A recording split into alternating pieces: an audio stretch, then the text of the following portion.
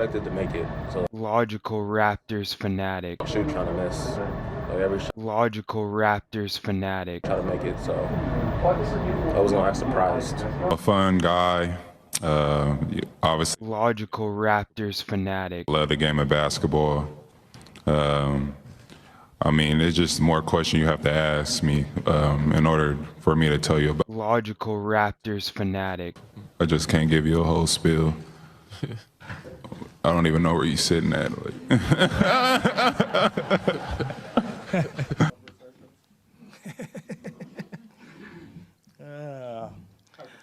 No Project Truth has contacted me, and I see all the stuff that, like, you guys see. I dream like they dream. Yeah, Yeah, so they keep dreaming. I dream too. Salute, real ones.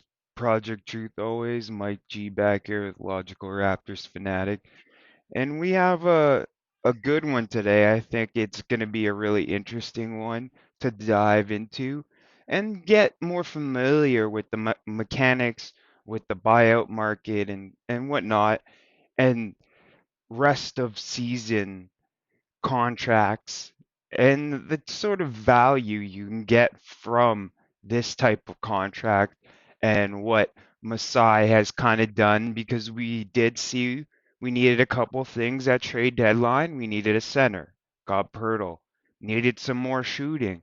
So we got Will Barton, which is going to be a big piece of today, and then Joe Weiskamp because his move is also on this rest of season contract value.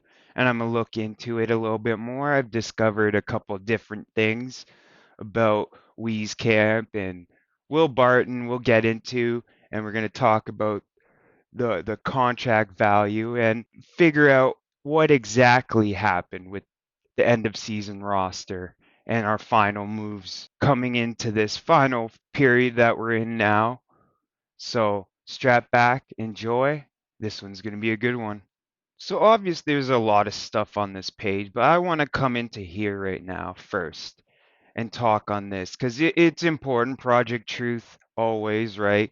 But Hoops Hype is not a Project Truth source for numbers. They have no clue what they're doing here.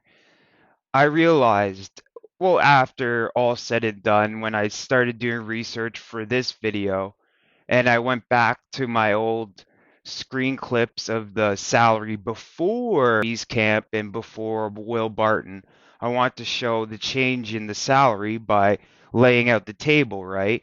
But then looking at the numbers, I realized Hoops Hype doesn't know how to do math or understand the cap whatsoever.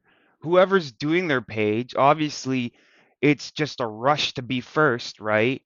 US Today Sports will continue, but yeah, so they don't know how to add up numbers. They don't understand that a base salary number is not the same as the cap figure number that gets hit with the cap salary and all that kind of stuff. They don't understand this clearly because they were writing in the number pretty much basically they had Wancho. You could see here now.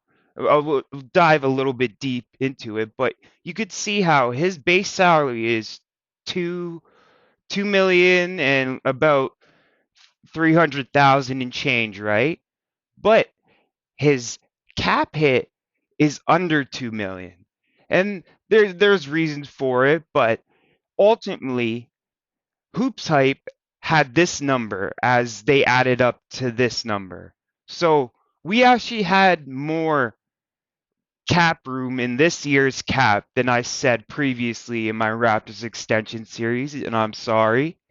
Usually I go with trusted sources like Sports Rack or Basketball Reference, but they take forever to like kind of update their numbers because they actually check them and like probably double check them and actually have someone that understands what they're doing actually enter in the numbers properly, which is fair. But so now it takes a little bit after the dust settles to really know the numbers and stuff. And that's where I usually wait like a little bit of a period, but it's hard because obviously everyone wants to know the stuff at the moment. But even the Joe Weiskamp numbers weren't up till like they had till March 1st to kind of finalize the Will Barton contract and the Joe Wieskamp contract for playoffs, which we talked about in my dates of change video. But let's continue on and know that Hoops Hype is no longer part of this channel in any way whatsoever. They are incorrect, and I will never trust them to know what they're talking about, even with it if it's just adding up numbers. Like, there's no way you can spin numbers wrong. You can just not understand the numbers and not have a clue about what you're doing. So clearly, we're gonna have to move on, and I've got real numbers today for this season, and we're going to look at the end of this season and piece out together how it worked out and how Masai and Co, which is like Masai, Bobby, because when we make moves, there's a lot of people involved, from scouts to people that greet them when they get here. They talk about travel plans and they do all the logistics and all that kind of stuff. There are a lot of people that are involved when a new person comes to our organization, right? So, like, I just wanted to kind of go through everything and just give everyone full credit by saying Masai and Co. Because there's a lot of people involved. It's not just Masai making these moves at the top. He is the final kind of like decider. But ultimately, let's get into it now because we've gotten hoops hype out of the way. And now we can get back to Project Truth stuff and real numbers. So, okay, this is how it kind of breaks down. So, when you're adding up like a cap figure, you don't add in unlikely incentive, but you do add in likely incentive, and these are bonuses. And you could see Gary Trent, we talked about his bonuses on his contract before, right? In his extension series 1 video, right?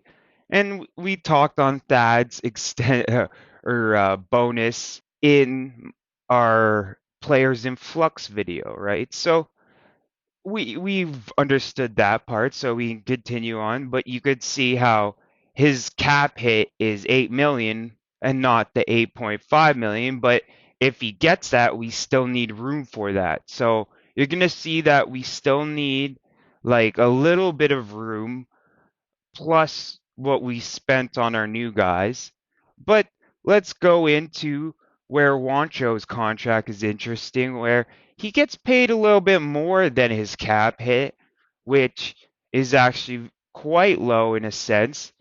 But this is where I thought like, okay, well, obviously we still have 1.6.71 because we could see here this is the 2022 luxury NBA luxury threshold, and it's 150 million and like 300,000 change or whatever, right? So after trade deadline, we still had one roster spot open, which was smart. You still wanted to, if there was something going on with the trade and you got an extra piece or had to take on some money, with the Jakob Pertl thing, right? Because Ken Birch for Pertl. Maybe there was some other moves, right? And obviously a open roster spot would have been key to a trade or something like that. But now trade deadline's over, and we still have an open roster spot, and we could see. So before I didn't know what that figure was. Now it's very clear what that figure was. Joe Wieskamp, we had him on 2 10 days, and each you could see they get hit on the salary figure too, like 10 days. All these type of contracts have certain amounts attached to them. And Joe's really interesting because he then kind of signed with us after this too. So we're gonna get into him in a second. But if we continue looking, see Justin Champagny, he was making closer to like 1718, right? We waived them before the full amount was guaranteed, so we only pay this much for him on a dead. This is all dead money. So Svi Mihailuk's dead money from the beginning of the season, DJ Wilson's money, Isaiah Wainwright from yet last year, because we signed up for a 2 year and then we kind of had to waive him, and it was a whole craziness. But it's okay. It wasn't too much, and that comes off the books next year. Obviously, Weiskamp comes off the books. Brooks, his money comes off the books, and then Saban Lee's money comes off the books. So like right here is about 3 million in dead money. So all that stuff comes off, but it does get added to this year's salary cap. So all the moves you make throughout the year, you still need like a little bit of salary room to still plan out bottom roster changes and stuff. And obviously, we're real close. We've been close for the whole time. And after Pirtle, so trading Ken Birch's contract, which was like 6.6 million, and upgrading it to a 9.3 million, hugs us even closer to that luxury tax threshold, right? And this is the difference. This was our total Raps cap hit, not the salary. You can see the numbers are changed. It's not 149. It's actually 148, 595, 408. You could see that, right? So obviously they didn't know how to do their adding, because I added up all the numbers here myself and stuff, and we got to this number. And this is actually seems correct. So now, what do? You have an open roster spot, you have 1.6 million. We kind of understand the minimums, and you could get like a second year player for this if you sign him to the minimum. But wait, the NBA has something for this. When the season starts, you can sign a certain type of contract, rest of the season contract, and we're going to get into it. So obviously, the first move after trade deadline was signing Joe Wieskamp, which we had on 10 days before that.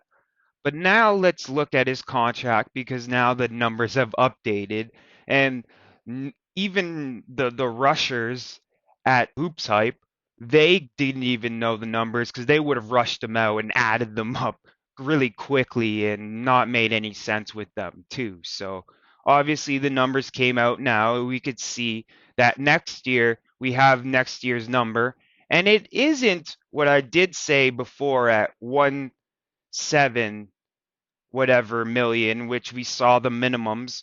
We saw the minimums if he were to sign a minimum contract this year. But in my research, I found out that he was actually on a two-way contract the year before, and he has the same amount of years of service as Barton. So he will make the same amount as Barton in a sense, right? And we saw Barton's number at 1.9.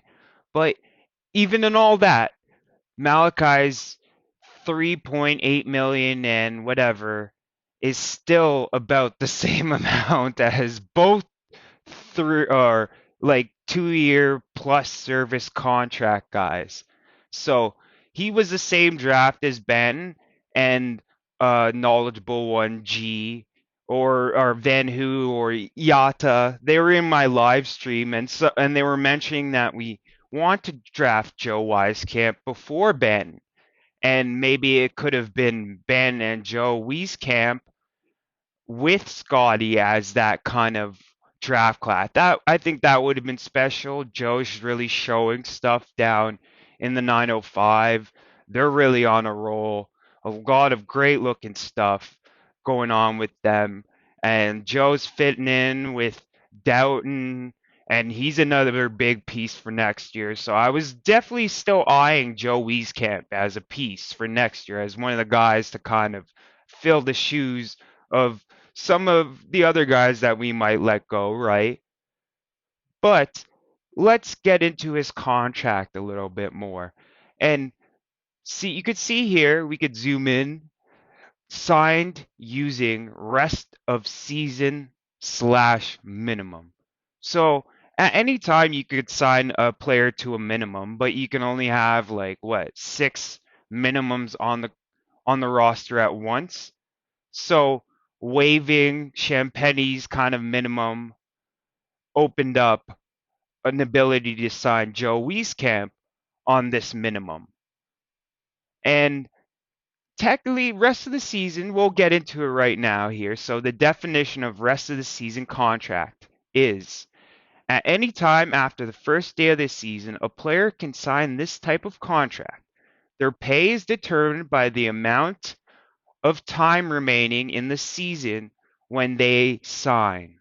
So the day of signing, this amount is determined by the amount of time remaining in the season.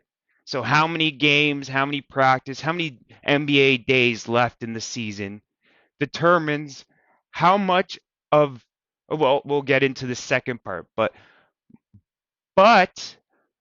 must be above the minimum player's salary for that period. So after doing all the math of seeing how much time is remaining and what percentage of a number you're going to sign a guy at and what it comes to, right? The lowest you can get this number to is their minimum. So you'd have to take the minimum number and then slice it down based on amount of time and what day they're signing. So obviously Joe Wieskamp signed before Will Barton, and he's on a rest of season contract minimum. So we'll take a look at it a little bit more here. So obviously what I said, this would be Joe Wieskamp's 1.7 million year. And then obviously next year to retain him, we'd have to guarantee this after that date, right? So we could still hold him and then waive him, and then he's not guaranteed anything actually. So we'll see how that goes, right? I think that number builds up once he goes through camp and all that type of stuff. Like he gets paid for a certain amount of days he spent with us, but ultimately on this contract, we couldn't sign him. We couldn't afford the 1.7 million. You could see here. So before his move, we couldn't afford his minimum, so we signed him to a rest of season contract. So he was willing to take less than his minimum, sliced up based on the amount of remaining time, and it came out to this number. So 545, so $500,000 pretty much is what he gets out of that. And then obviously it was a multi-year contract, so he does get an option, a non-guaranteed min for next year, right? So we could see after the Wieskamp move, we have 1.1 million, 25603, and a open roster slot filled. So it looks like our team's set. We have enough money for the bonuses, right? So I was in the impression we weren't going to make any more moves. We kind of got a center. We got the Joe Wieskamp shooter kind of guy. But no, Masai and Bobby are not done. They will ninja up 1,000,001 to make it work. But this is the thing. I kind of knew Bo wasn't, he was on his way out. I talked about his redundancies in the players in flux video, I think, with Pirtle coming. It didn't make sense to have Bo Cruz there, not shooting threes in the same. Yeah. So let's continue on past that. So obviously, Bo was the kind of piece to the next guy to get waived in line, right? But 1.1 million, and he's making whatever, like 2.4, and it's a dead cap hit of 1.8, right? So who could you sign that's gonna know the decisions and be able to fill in this read and react system so quickly that's worth and would take less than this? And we can't even afford that. The most we can afford is actually like 600,000 at this point, right? So what are we gonna do? What are we gonna do? I didn't see any moves left, but let's check the next page because clearly there was another move in our main subject of the video today we're going to talk on. So let's get into Will the Thrill, Will Barton. So obviously the buyout market has a lot of people on it, but most of them, if you're a big name, you get swooped up right away. And kind of it took till the last day when finally we picked up Will Barton, like at the deadline of signing eligible for playoffs. And we're gonna look at what we got, but after we're gonna look at what we paid for him, and let's see how that comparison really looks great in contrast. So let's not go too heavy into this. I'm not going to go crazy with the stats here today, but we're going to take a look at a couple things. So you spent a couple seasons with Portland, then got traded mid-season to Denver, and this was obviously after Masai's time in Denver because he was with us at in this year. We were getting swept by the Wizards this year, which is reminiscent of where we're at now in a sense, kind of. But let's continue on. So when he came to Denver, he's still kind of like meh from three, but okay. Gets like 28 games first year with Denver and meh. But comes back from the summer. Oh, okay, okay. Showing some improvement. What else is he doing here? So we can see he's getting rebounds, so he's using his length properly and at least able to get rebounds as a shooting guard, which is that's a nice key, right? Assists, okay, 2.5. It looks like he's able to do something. Turnovers, 1.7. Okay. Okay, it doesn't look too bad. Steals, 109. Okay. Blocks, 0.5. Decent. Okay. And fouling's not too bad. How many minutes though? Let's check the minutes. Okay, wow. Okay, and 82 games played. Very nice. Okay, so he looks like a decent guy, like like a shooting guard kind of guy. A little bit under right now, right? Than the 4 or 5 that you'd be looking for. But let's continue on and check how his, because I think his balance of his three. Obviously, he shoots more threes than twos, or at this point does, but then I think they even out and stuff. But ratio wise, you could see like 1/3 of his shots are threes, right? So, eh, okay, okay, 12 shots. All right. We see what kind of player he is. So let's continue on. Let's track his best skill here that we're kind of wanting him to do now. So, second year with Denver. Okay. Whoa. Okay. Nice. Nice. Nice volume too, right? Okay. Continuing on. Wow. Next year ups that volume even more. Continues with that clip, right? 80, 81 games played, 60 games, and then it looks like he hit like kind of an injury here. So he kind of played, but he was in and out, right? It looks like his rhythm kind of didn't fall off completely, is just under league, but then he comes back the next year, hitting the same, got 60 games in there, right? Right? You know what I mean? Then the shortened season, volume still up, still hitting them. And now, like, obviously, like, his threes have kind of got closer to his, like, twos, but we could see, like, he's still shooting about 10 to 12 shots a year, right? And doing decent. He hits the mark 1 year, but I think there's a lot of three bounds. So you got to understand he's a three heavy shooting guard. So his thing isn't going to hit too high on the 4 5, right? So as long as the balance is still skewed towards a large three percentage in the chunkage, right? And then obviously he's a shooter. Free throws, you could see he's been hitting them. Like that's nothing really, right? So let's continue on. Before we get back to the threes, I want you to take a look at his assists though too. So like in some of these years, he's actually hitting enough assists, and his turnovers kind of stay low.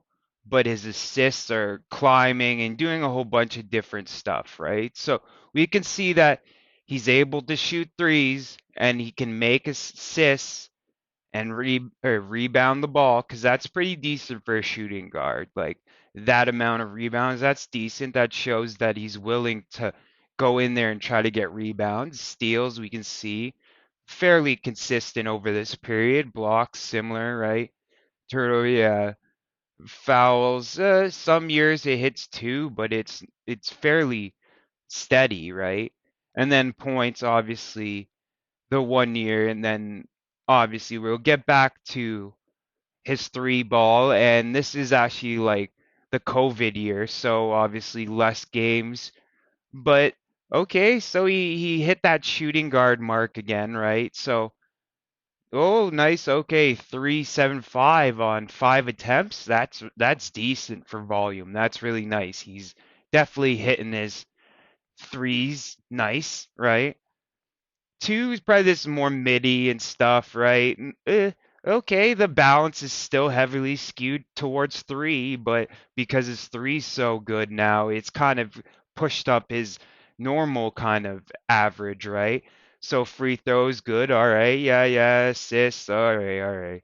So let's continue on. So this is obviously the Tampa year for us. And then obviously, ooh, his thing went down a little bit, but his three ball went up. Just a little bit less volume, but his average is up. So we could see that he's still shooting fine, right? It looks all pretty decent for that. Then he starts hitting his 30s, so and his shot's now being more relied on the three instead of the two because obviously he's built up that kind of like timeless element of a 3-point shot and wasn't really heavily relying on his two game. And so now when his two game slows down, he still has something to rely on, right? That's usable and still gets him play in this NBA, right? So these years we could see that he could still make some assists and stuff. His minutes are starting to kind of wean off though a little bit, right? So obviously in Washington and well this was this year, so his last year in Denver. And we'll check this is probably a good time to check off his playoff cuz he was with Denver and they made the playoffs a couple times, right? They even went far 1 year. So this well, obviously, when we talk about winning foundation, so second year he wasn't playing a lot of minutes, but he got to see what a playoff team looks like and got some playoff minutes, showed some clutch ability. Probably a lot of no attention on him was at that time, so his shots were probably fairly open, looking okay, right? For his first playoffs, he wasn't asked to do much at 23 on Portland, right? And then obviously he gets traded, but then it takes a couple of years for Denver to start hitting the playoffs, and they actually made the playoffs in the year that we won the championship, right? And we could see what happened there for them, and they made it to the next round, right? So they got to play 2 games of 7, right? And he played a fair amount of minutes, wasn't like a starter level on that team, right? But we could see that, okay, we'll check his stats. The total field goal is not great, but let's see what happened here. So obviously, getting a lot of minutes, he was figuring out he needs to adjust through the playoffs and stuff. And obviously, you saw how the second round is a little bit harder than the first. And obviously, he wasn't showing great stuff, but playoffs is different and guys need experience in the playoffs and that's what we're trying for this year. This part is important. Don't wait till they're 28 for them to finally taste the playoffs again. We need them 23, 24 get in the playoffs consistently, right? Scotty's even younger than that. So 21 last year or this year or age 20 last year and you know what I mean? So we're getting in them in young Precious was 22 last year, got great playoff experience. We want to get some more of that for his 23rd year, right? So we're building on a winning foundation, but Will didn't get to really test his skills till later, but we could see, okay, okay, so obviously his first big playoff run. Now we look at this year, so Tampa, they went and I guess this was like a sweep or he got injured. I don't know what happened, but his that's not bad for high volume in the playoffs. Like if you're shooting this amount, they're covering you a lot, right? So and then his two ball looks like he's discovering where his spots are or Jokic. Now he's a main piece playing with you Jokic more, maybe. He started a game and he started a couple games then, but you know what I mean? So continuing on, free throw, okay, good, good, hitting his free throws. It looks solid enough. Those this year. Rebounds, yeah, okay, okay, yeah, steals, assists, okay, okay. It looks fairly okay for a guy what we're asking for, like a bench shooting guard. It looks decent. Play make a bit, defend a bit, rebound, right, and shoot the three, right? And he has a bit of a two game, a bit, but you know what I mean. So let's check his last year. This was his last season in Denver, where we kind of left off his total seasonal stats, and he started all 5 games, right? Played a lot of minutes. Let's see. Okay. So now things are starting to really translate for him, right? He's found it. He's found where he can mirror his regular season play to like about his playoff season play. So we could see, okay, his twos are down a bit, but okay. Three ball, I think that's where he makes his money, right? So that's pretty good. Free throw, obviously down a little bit. It's a couple games though, so just meh, right? So rebounds, okay, nice, okay. Assists, yeah, okay. Steals, turnovers a little bit higher, but they were depleted of weapons. No Michael Porter Jr. And then it's like probably him, Jokic, you know what I mean? Like barely any guys on the team and decent pointage, right? So looks like a decent kind of guy for like playoff experience. He's had a couple years. He's touched the second round, so he knows what it takes to win a series.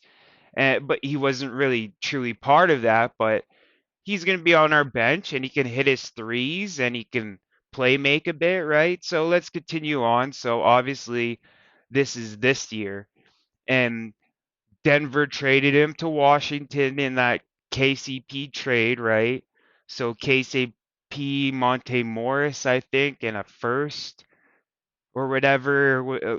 Doesn't really matter, right? So he was on Washington, and they were using him about the same, or no, not the same. Sorry, I was looking at total for a second, but no, definitely way less minutes.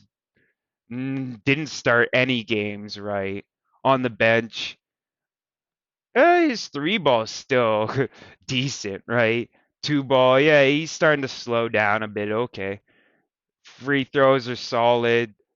Total rebounds, less time. So obviously he's getting less time, but his volume of 3 point makes is about half. Yeah, okay. So like half time is like about half, but it looks like he's still able to put in that work, right? So assists, okay. Okay. So like everything just gets halved with him taking less half time. So he looks effective. He looks effective in minutes, right? And then for us, yeah, 3 games, first 3 games trying to gel. I'm not even gonna look at that. I meant to cut that out, but he's on our team now. So how many years? Oof, it's a bunch of years, right? 10 years in the league, I think. So let's count them. 1, 2, 3, and then that's a split. So 4, 5, 6, 7, 8, 9, 10. And this is his 11th year. So we saw the list. So we're gonna. I got everything marked up. So let's take a look at his contract now. Will Barton's contract up here? We can see 1 year. But whoa, wait. What happened here? Whoa, what? So okay, on Washington, he was making a base salary of 14 million and about 400K, right? Dead cap hit of that yearly cash. So yeah, so he was getting paid like 4.5 million on Washington, 14.5 million, sorry, on Washington. But how did we get him? We only had like 1.1 million of space, right? He's an 11-year pro. The minimum for a 10-year plus pro is about 3 million. So how do we make that work? Well, this is where the rest of the season and rest of the season minimum value comes in. How how did we get so much experience? Because it's about years in the league, right? It's so if we were gonna sign him, normally these buyout guys get their minimum. Like there is no rest of the season. They just get a minimum. They get their like 2,905, which he was probably asking other teams to pay, and then came down to the deadline. Do you want to play in this year's playoffs? And Raptors have a spot for you. Are you willing to take this? Calls up his buddy Thad Young and checks to see how things are. Will things actually work out here? Thad says, yeah, come on through. I'll help you try to adjust as quickly as possible. Let's get you some time. Let's get you some playoff burn here, right?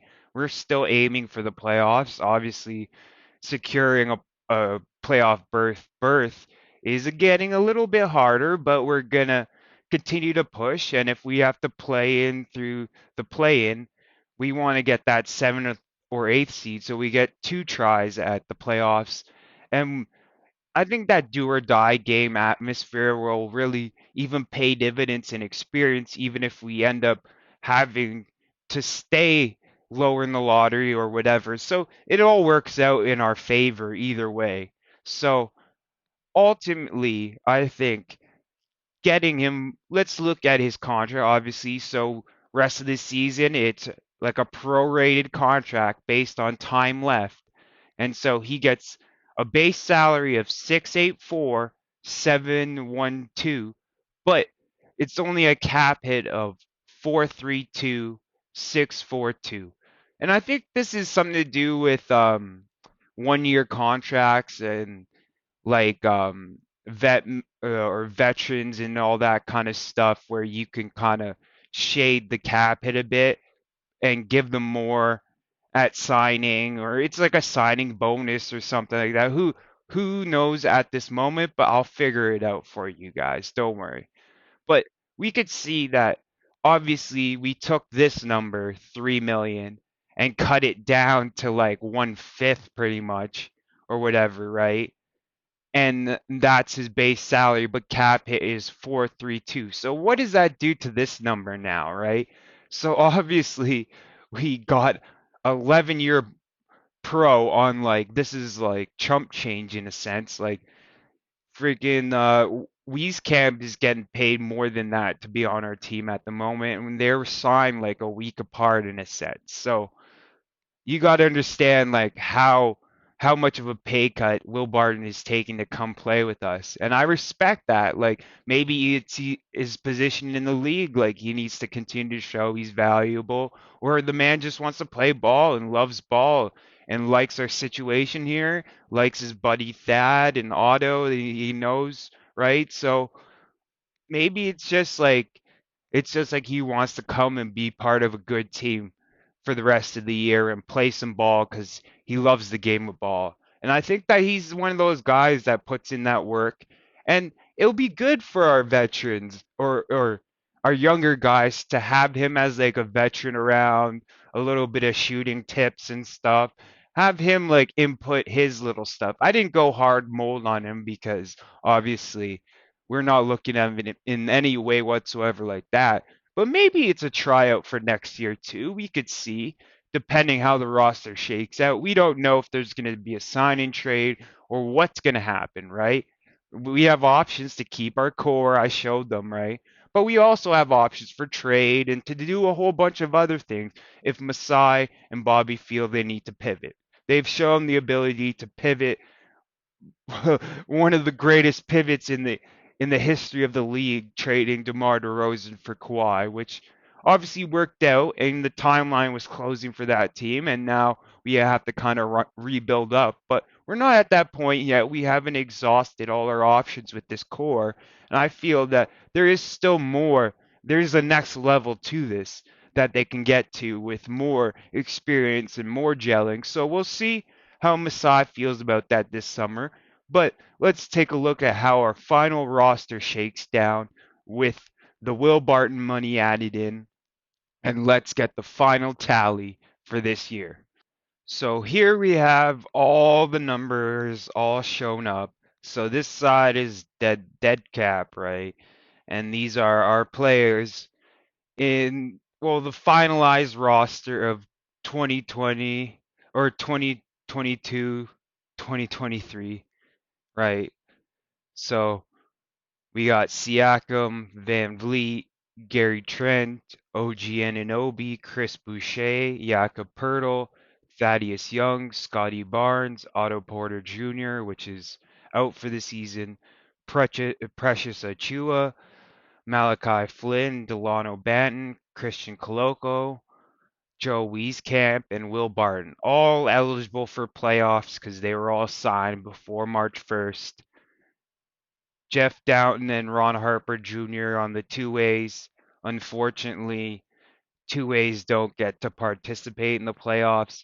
I think people thought I thought we were gonna use like that 1 million and a bit to convert Jeff Downton or pick up Wieskamp. Those were the options, and I think they went with pick up Wieskamp, hold him here, and we still have Jeff Downton down there. He's still there. We still got both now. So we got both instead of just having Jeff Downton's contract converted because it would be a minimum. So a minimum for this year for Jeff Downton was like about 1 million. So obviously, instead of converting him for 1 million, we decided to pick up Joe Wieskamp and Will Barton for like 1.1 million and under a cap or under 1 million cap hit, right? So we can see that obviously this was the move to get two more shooters in there. Plus, Downton can still play out the season and be with the team on home games and stuff, but just he can't go on the road stuff. We saw earlier in my earlier video, dates have changed and expanding on two ways and the rules around two ways and them coming up and down and all that sort of stuff. So he'll definitely be a piece for next year. He's definitely moving up to the bigger roster, in my opinion. He's definitely shown a lot. He's showing a lot on the 905. Joe Wieskamp, Coloco's all down there, right? So we'll see how that turns out. But down to the final numbers here. So obviously 2022, 2023 luxury tax totals. So I want to enter in here a thought though first, because this is the salary cap of breakdown of active roster cap, which is 144 million and about 400,000 and change, right? So we have dead money of 5 million, one and a bit, right? So this all equals up to about 5.1 million, and this equals up to 144 million, and which all equals up to 149,400,000 or $485,226 is our total cap allocations for this year. So obviously that number is right here. So total taxable salaries, which is higher because of the bonuses and whatnot. The likely bonus increases that amount just a tad, right? So So the NBA luxury threshold is 150 million. So we're at 149 million and we're cool. And we're cool by $692,961. So enough to pay out the both unlikely incentives. And it looks like Masai and Bobby are geniuses. They maneuvered this roster all year, picked up Pirtle, did a whole bunch of different things, and never hit over luxury.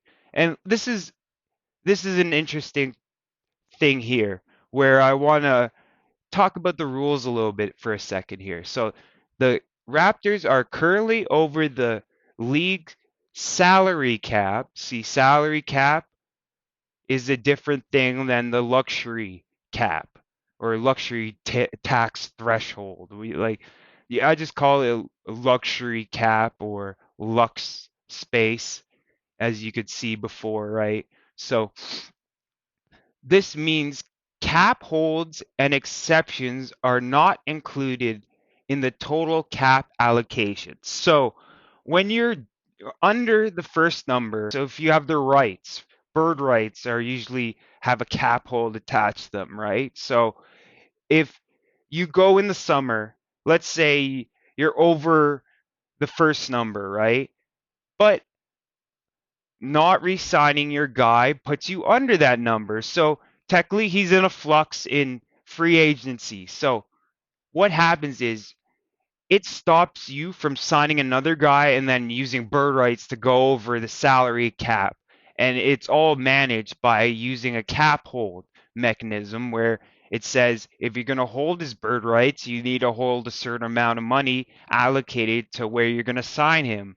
And that's what a cap hold is. So first round picks, they have estimated salary bases, which adds to the cap hold. And there's certain numbers that project out a little bit more, but once you're over that first number, those don't equate into whether you're over the cap or not, right? So that's based on if you're going to sign a guy using cap space. And you have to have all your ducks in a row, all your kind of shaved assets down and stuff. So is not included in their total cap allocations. And renouncing these figures will not afford them any cap space. So even if you were to like say I don't want this person's rights, you don't get any cap space from that, even though there is a hold attached to those rights if you're over that first cap number, right? So it's saying pretty much your only thing that goes on the cap once you're over that first number is the money you spend in a sense, right? The team may only sign outside players using an available exceptions, which Grubstown was talking about, and I've talked about the biannual exception, the mid-level exception, and now we have the disabled player exception. And then you have trade exceptions. So all those mechanisms you can use after you're over that first cap number, right? Or at league minimum salaries, which I said you could sign a minimum at any time. You can have up to 6 though. So you could see. But now let's see how the luxury tax actually works. So denotes the Raptors currently standing in terms of the luxury tax threshold. Teams that spend over the threshold pay fines estimated below. So anytime you're over this number, you pay taxes for a certain amount of period. So it's about how much you're in the tax for how long also though too. So there's a lot of different things and that's always applicable. So you always want to kind of keep your roster trimmed down as long as possible so you're not ever hitting those tax or hitting luxury tax. And our first round pick doesn't actually have a current cap hold on the salary at the moment. But even then, we release 5 million immediately, and that opens up room to whatever. You know what I mean? So all that stuff kind of works out. Our cap hold and doesn't apply when we're over the first number. is pretty much what they're saying here. And we're under the luxury tax for this year, so we're not paying any luxury. And we have completed the roster with a pretty decent shooting guard. So we needed a center. Got a center, Jakob Poeltl. Needed some more shooting. Got Joe Weiskamp. Needed more shooting and more veteran experience and a little bit of playmaking. We got Will Barton. So now I think I definitely got the guys we needed. About 4 million in luxury like space, right? At the start, before getting Poeltl, he had about 4 million, so he converted Birch into Poeltl, which added about what, like 2.8 million or 3.8 million, and then we had like 1.6 million. So then we signed Joe Wieskamp, which left us with 1.1 million, and then we signed Will Barton, which leaves us with about 700 because his cap hit is lower than his actual salary. So, and we still have space for the unlikely incentives, the 500 from Dad, which top 5 defensive player voting. I doubt he's going to make that one, but we still have to have money there for it, right? So, and then we have Gary Trent's unlikely incentive, probably like playoff, make the playoffs. He gets a little bit more. So he might not get that one if we make the play, and I don't know how that works, but so obviously no luxury. Masai and Bobby are cap ninjas, and they're just so great at their job. I don't even know why we question whether they have control of this roster next summer. They've shown brilliance with this roster this year and who we've gotten and kind of all the money that we had to spend and how they spent it. So let's get to housekeeping. Obviously, always want to start off saluting and thanking the real ones for all their support, the likes, the comments, the subs. I can't believe that we're doing so well as we are. And I want to throw the respect out for the people that have really helped me get to this point. And a lot of shout outs from Raptors Freak Lex and Raptors Freak Nation and all the people there, 9:30 Eastern every morning doing the great Raptors work and trying to keep the positivity up, being critical but positive and constructive about what we want guys to improve and what they're working on, and just charting and keeping track of our guys and our team and the ones we love. And also my man over at Grubstown Clink, great stuff. He's always dishing out the truth sauce, chef style, chef approved truth sauce. And I love his stuff, and it's definitely really entertaining, great stuff. So I'm going to get to, obviously, we had this last week. It got a little bit long. And then plus the snafu with the upload. Wow, I just want to apologize to everyone. It's because like when you schedule for a premiere, YouTube doesn't let you watch the video. So usually I preview the video, and if there's a big change that needs to be done before premiere, I have time, and I'll I'm gonna slowly figure this all out. Don't worry. I'm gonna be able to do that and then still maybe have a premiere or whatnot, because people do like enjoying and coming to chat and whatnot and stuff. And I don't have to make this so much longer by being able to talk with people like this. But let's get on to our subject of housekeeping today, where we have our man, championship ring, Danny Green. He waited for it, but he got it, and it's there, and he's forever a Raptors champion. And it's really interesting. He was actually drafted by Cleveland, and we saw him in that Cleveland game come in and hit a three on us, like classic Danny Green does. You know what I mean? I think he was out on Memphis before this, and then Memphis bottom out. Jeez, Memphis needed him for some culture because man, this guy, is definitely knows what it takes to stay and be a productive member in the league. He's like 35 now, and he's still on teams, right? Still hitting threes, still doing his thing. I just want to salute. I know there's not too much left in the tank for Danny Green, but man, he's definitely had a great career. And it was really special, even though it was only 1 year with us.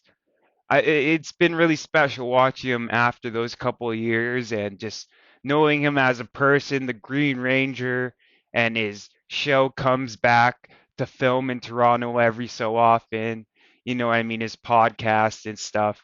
And I just I'm so thankful that Masai finds these type of guys like Will Barton and like Jeff Down. Every time he's talking about practice, he's just talking about how he loves his team and being with guys that really love working on their game. And you could see he's a worker and he's has improved on his game. And that's where I think he comes in next year and stuff. But a lot of people were wondering if we get Danny Green back, but I think he gets a little bit more money where he is, and it wasn't going to be like the slim cut that Will Barton took in a sense. And I think he's had his time here. It's not he had his time. It was a short time, but a good time. And I'm gonna leave it off there. Salute the real ones. Project Truth always. You know what it is. And don't trust hoops hype. Sorry about that mistake. And we're just gonna keep moving, developing, working through things like our team. Don't get discouraged, even if we don't secure a playoff spot, play in and stuff. We can still have a great effect. Leave them hungry for next year. Leave them even more hungrier, like we were off that Wizard sweep, right? We're kind of in that same bit mold. We're about to break through, and I think Jakob is a big piece of the future. We'll see who's there with him and all that kind of stuff in the summer, but it's going to be an interesting one. And this was the end of our salary cap for this year. But we're always keeping an eye on the future, and Masai and Bobby are always planning for the future. They're cap salary ninjas. They just slice and dice in numbers to make everything fit so perfectly. And I trust in them that they have our back this summer and they'll keep the guys and pay the guys and do everything that they need to do to make sure this team really, really hits it the ground running next year and really accomplishes what we need to do. Because obviously this year has been rocky, but at times you need to unplug from things a little bit. Like I just recently took a 2 day kind of unplugging a bit, turned off all the media stuff, and just did some stuff around the house, watched some movies, stick to work, you know what I mean? Just not really keep up on what was the Raptors, keep checking the standings and all that kind of stuff because that creates anxiety and you got to let that baggage go. Season, what's happened has happened. There's no reason to still carry that weight from earlier in the season. Refresh, be good for our roll through, stay positive, and just keep it truthful. As long as it's truthful, you can be negative, but keep it constructive truth, fair truth, like real truth in a sense of yes, you're understanding all the factors. These are not robot men and they have lives and they're people and you should respect their families and like your family you'd want them to be respected. So let's stay positive, real ones in Raptors Freak Nation and Grubstown for sure. Yeah, gonna keep it going. Salute real ones. Project Truth always. Logical Raptors Fanatic out. Mike G. Mike G. Oh man, I love my team, man, I love my team. I would die for